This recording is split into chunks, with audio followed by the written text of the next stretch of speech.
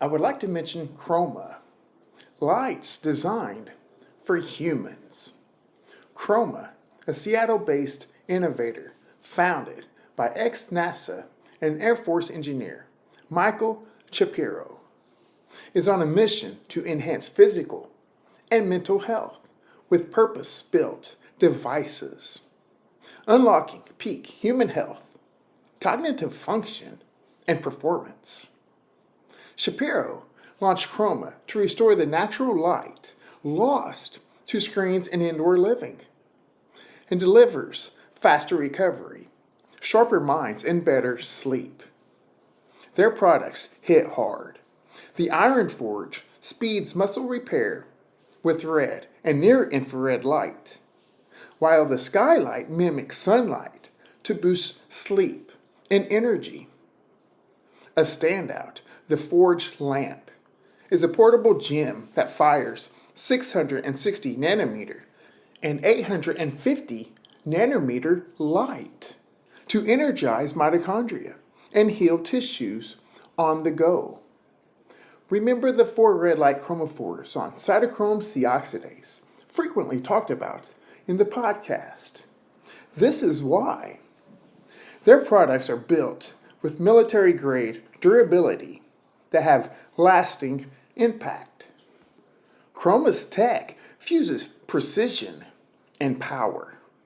Gallium titride power supplies, smaller, cooler, and stronger than silicone, provide flicker-free light that's easy on the eyes.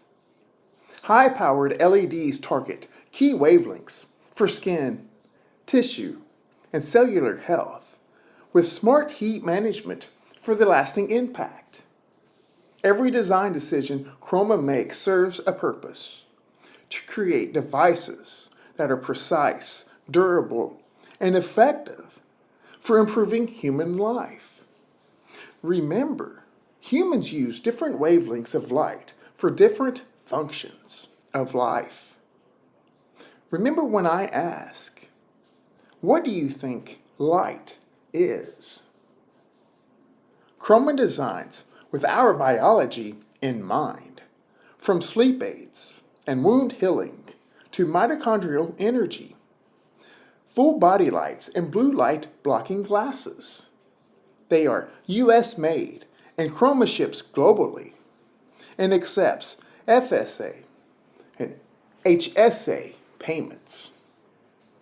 Use Autism at checkout for a 10% off discount. That's Autism at checkout for a 10% off discount. For today's episode, we are going to build a map, a sensory map. And we are going to use a popular molecule in the podcast called serotonin. Remember, this is synthesized from tryptophan, that aromatic amino acid. Autistic or not, we all have this sensory map. Serotonin, remember, a neurotransmitter and a neuromodulator, plays a fascinating role whereby it shapes how our brain constructs this sensory map. The way it organizes and interprets sensory input from the world. Remember, sensations are extracting information from the outside world, making sense of the environment. You might know of serotonin as associated with mood regulation, and that's true. It also influences development. We've talked a lot about the maternal serotonin and the maternal tryptophan during development. This key neuromodulator, this little molecule here, fine-tunes the sensory system that we use to navigate the world, particularly early in brain development. In the brain, sensory maps are like blueprints. They're instructions. Remember the episodes on sensory processing. Serotonin here helps lay out touch receptors. We've covered the touch receptors. Some of those hypo and hyper sensitivities with the touch receptors. running up through the spine and brainstem. We're going to talk about more of the brainstem as well. And also the visual field, how we interpret the world visually. Remember, the eyes are in large part how humans navigate the world. Serotonin acts as this neuromodulator during this developmental window and helps refine these maps by influencing neuronal growth, synaptic connections, and plasticity. We've talked about each one of those three, and in large part, that explains autism single-handedly. When serotonin is high or low, either way, the sensory map can be disrupted.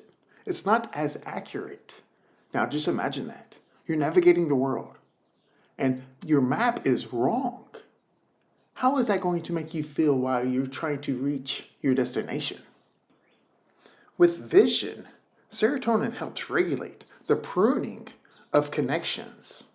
In the thalamus, we've talked about the thalamus, and in the cortex, and this ensures that inputs from the eyes traveling downstream are properly wired, properly connected to help create this visual map. The serotonin molecule fine-tunes how sensory neurons compete for space inside the brain's map. Remember, we have three main types of neurons: sensory neurons, motor neurons, and interneurons. And remember our conversations about sensory integration. This is in large part what we're doing, because rarely, if ever, that sensory processing is singular, meaning it's just vision without auditory or without touch, or it's just auditory without vision or without touch. So rarely, if ever, that sensory processing is singular. We are always integrating sensations. Remember the role of the mesencephalon. This is a large part what it's trying to accomplish. In conditions like autism and even schizophrenia, these things are abnormal. One thing to highlight is this is huge in development. However, this remains through adulthood. So some mechanisms behind the serotonin making the sensory map. Serotonin has several receptor types, over 14 identified subtypes. We won't go into many details here. For instance, if you remember the dopamine is easy. There are two dopamine types: excitatory, which are DR1 and 5, and inhibitory, DR2, 3, and 4. However, with serotonin has 7 types. And this is pretty complicated. This is not really critical information for us. However, they still share the excitatory and inhibitory. Something interesting here is the critical period. Remember, we learned so much during this critical period at an early age. Sensory neurons form excessive connections here, and this allows for that accelerated learning, if you will. Serotonin helps prune these back through activity-dependent processes. It modulates the release of brain-derived neurotrophic factor, BDNF, which is a molecule. We've discussed this in episodes 3, 4, and 5. We discussed it in a couple of those or all 3 of those episodes. This is a molecule that strengthens active synapses, and this tells the nervous system these things are important. We're going to keep these. And the ones not stamped by the BDNF are lost. They're just washed away, not needed. Another thing about the serotonin is axonal guidance, and serotonin influences how each axon grows and navigates to their targets. Remember, this is huge in connections. Partly by altering cytoskeletal dynamics. So here we go. Microtubules, Very fascinating, especially in quantum biology, quantum physics. Remember these microtubules. Serotonin will then affect neurogenesis and migration.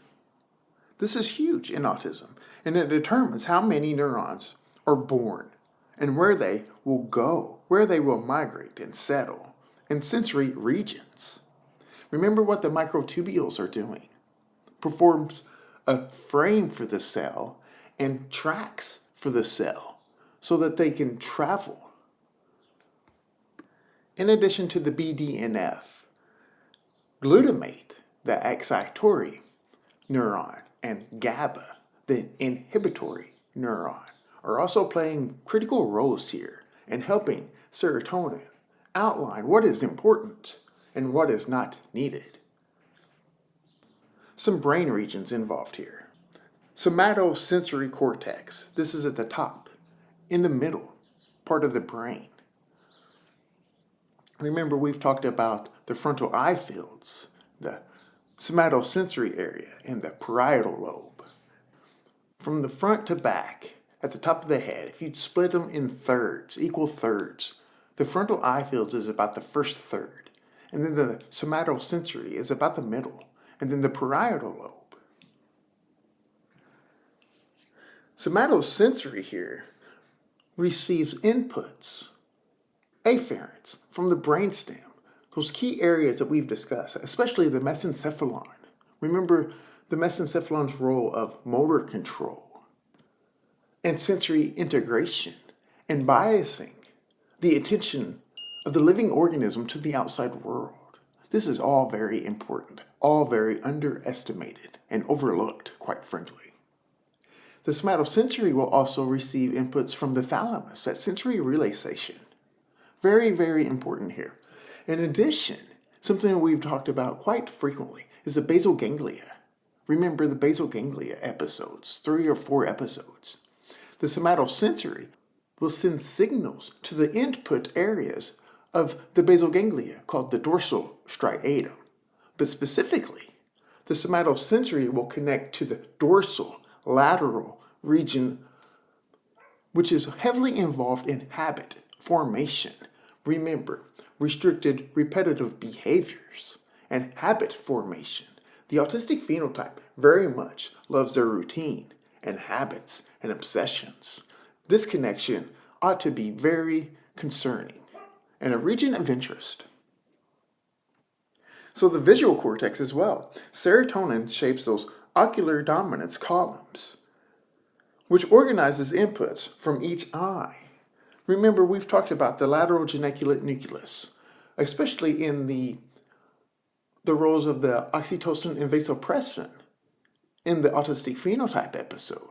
An early stop for the visual inputs is the lateral geniculate nucleus.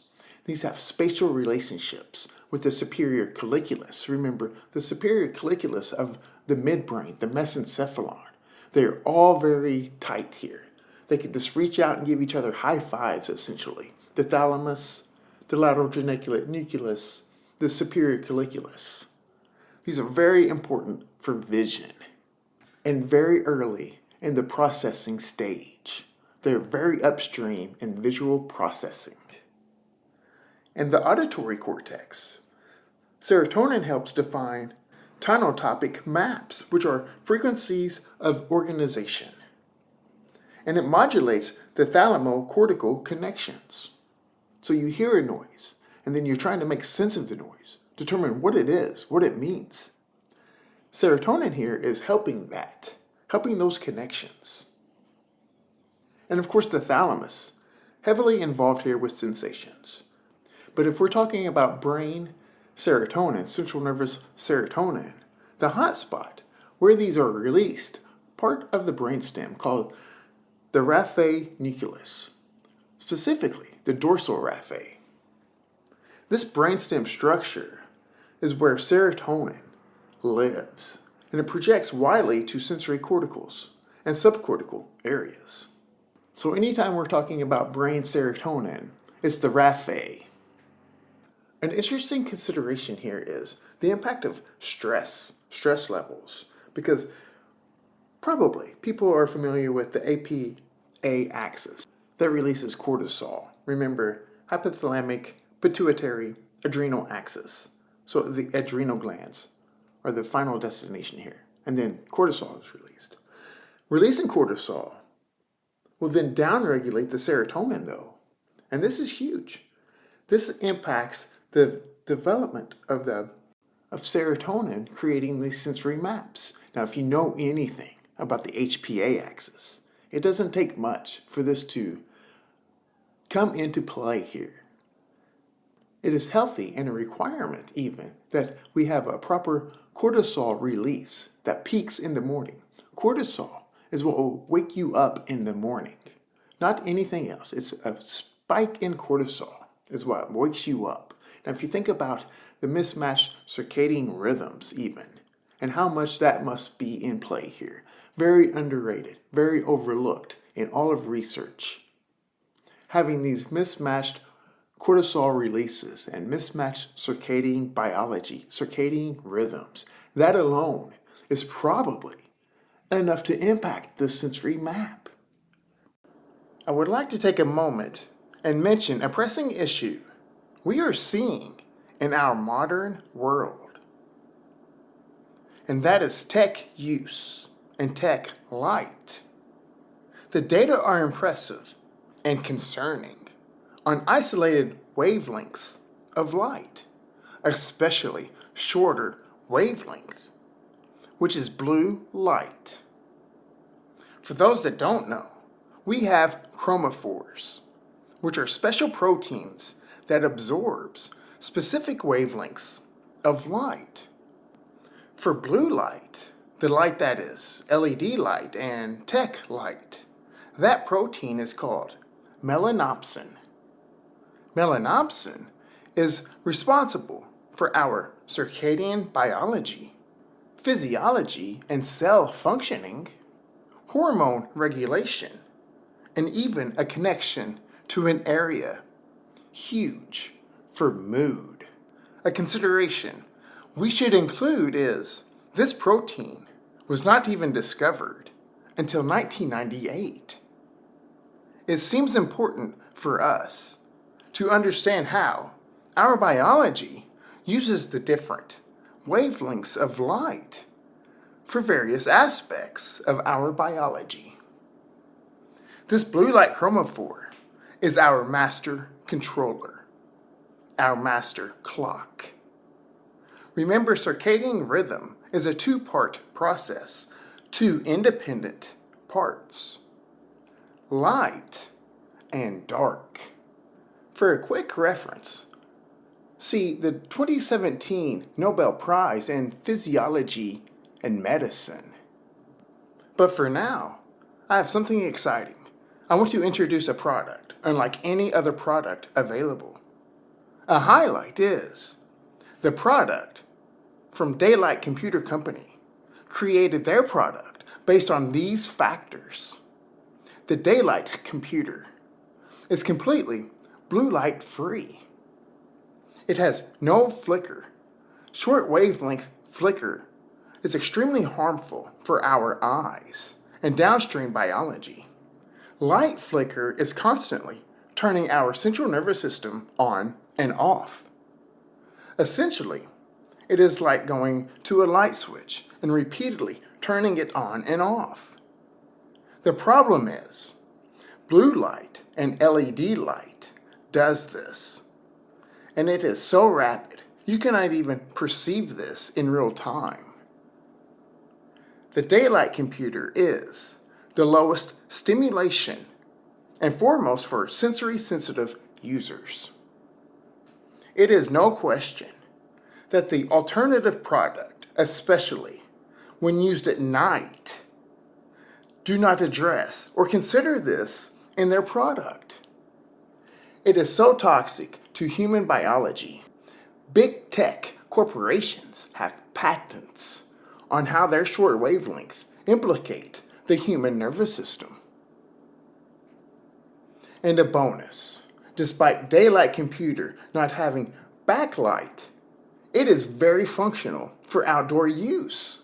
And of course, increased sunlight is always preferred. I am happy to offer a discount for the Daylight computer. You can use the code AUTISM for a $25 off coupon. Again, use the code AUTISM and the discount code for $25 off. See the link in the show notes to Daylight Computer Company, or just give it a quick search in your internet browser. Use the code AUTISM for $25 off. So imagine the maternal. She's pregnant. She's already vulnerable to stress.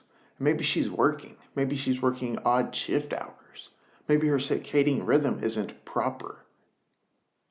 That alone is a concern because of what we've covered with the maternal roles. And remember the short from Dr. Hannah Stevens. Maternal contribution is massive here, especially prenatally.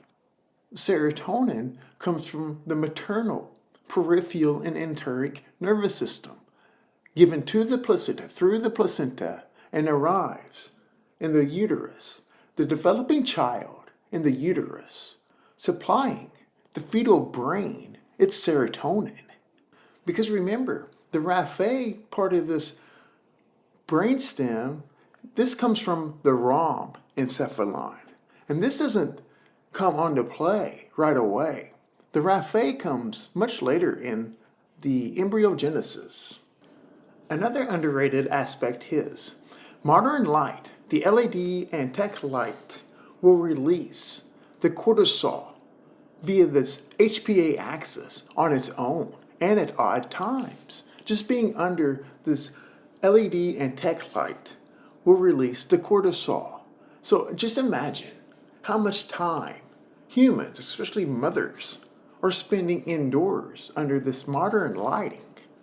Now we will get into more detail about this momentarily, but this is, in my opinion, the cause of the rates of autism. We've talked a lot about proliferation, differentiation, and migration, even in this episode with the microtubules. Serotonin, the maternal serotonin, has a big influence on this regarding the sensory regions, specifically in the cortex and in the thalamus, which by now shouldn't be a surprise because of the roles here with the sensory map. Maternal physiology is huge here. The physical and mental state of the mother, the environment of the mother is in large part a factor here.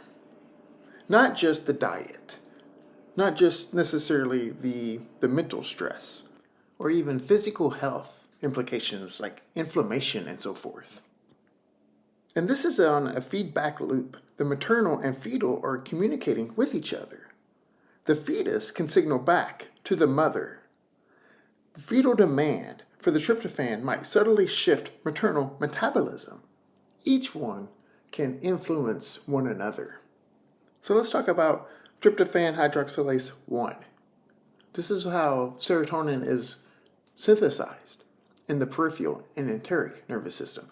TPH1 is not brain serotonin. Brain serotonin is TPH2.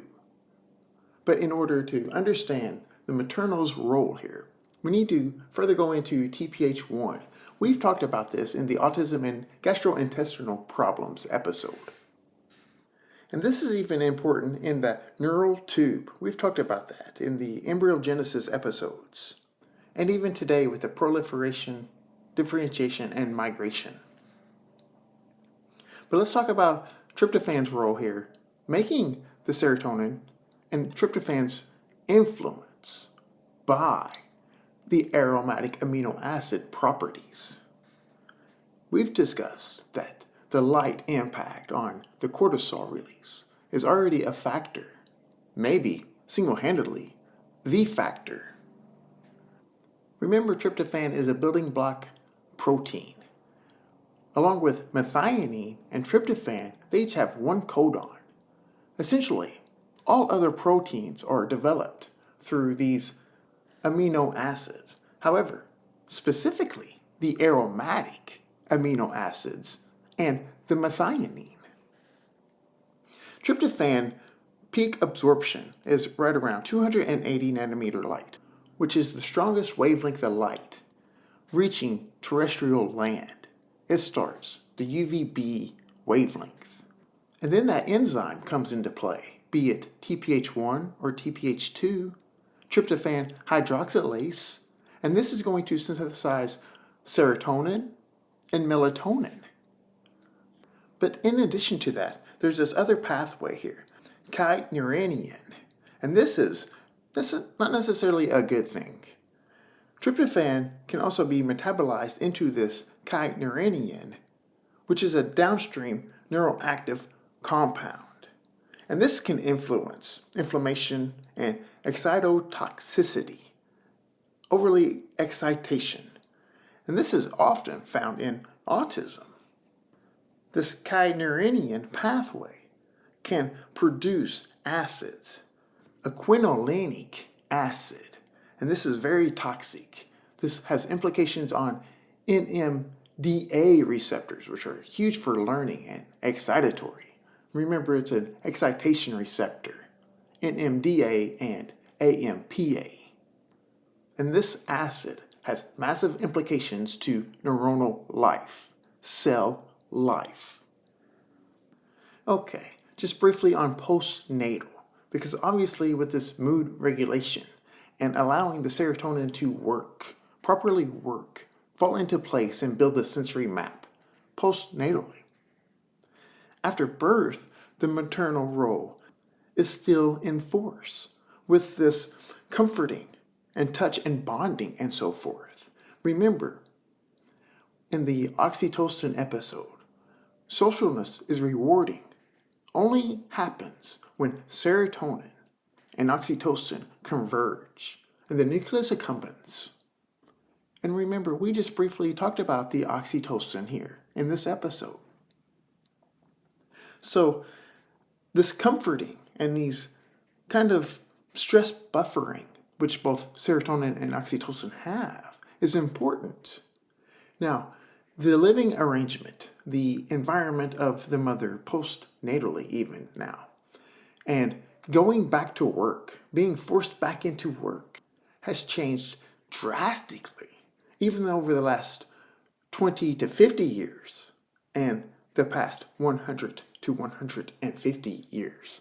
Now we have this movement almost in society about mothers and women being important in the professional roles and so forth. And that has overtaken, it has kind of made an imbalance of what is important here. The care of your newborn child through this critical development period, or getting back to work and showing your value in a professional role.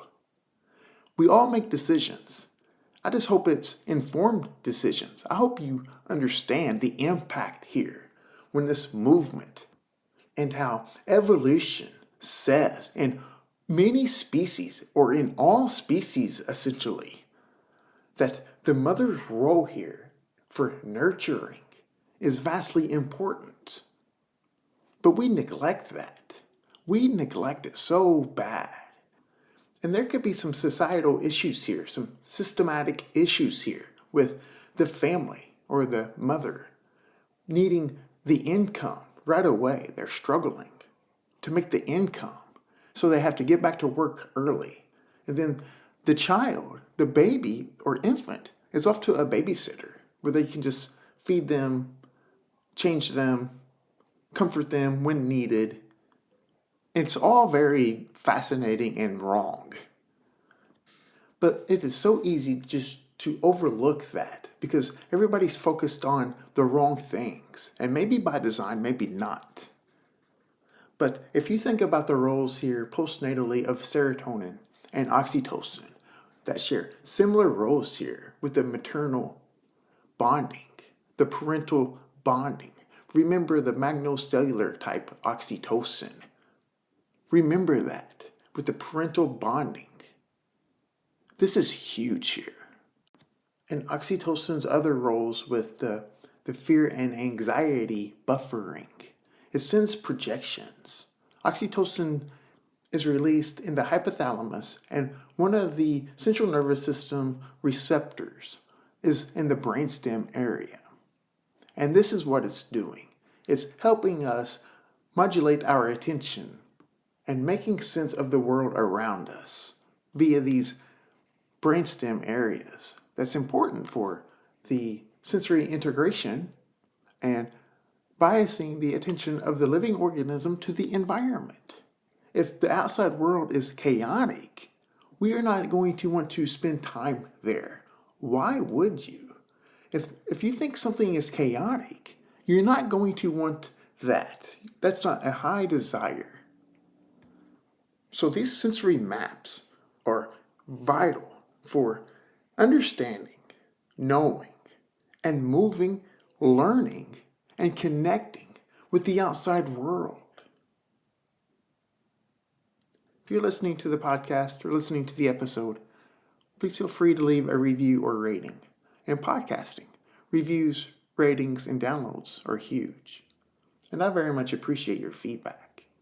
You can contact me on X at RPS47586, and we can have any discussion about autism. I very much appreciate your conversations about autism. You can check out the YouTube channel for full-length videos and shorts and clips. You can check out the Hop link for links to all of the shows across the different podcasting platforms. And contact me. Email info.fromthespectrum@gmail.com. Thank you for listening to From the Spectrum podcast.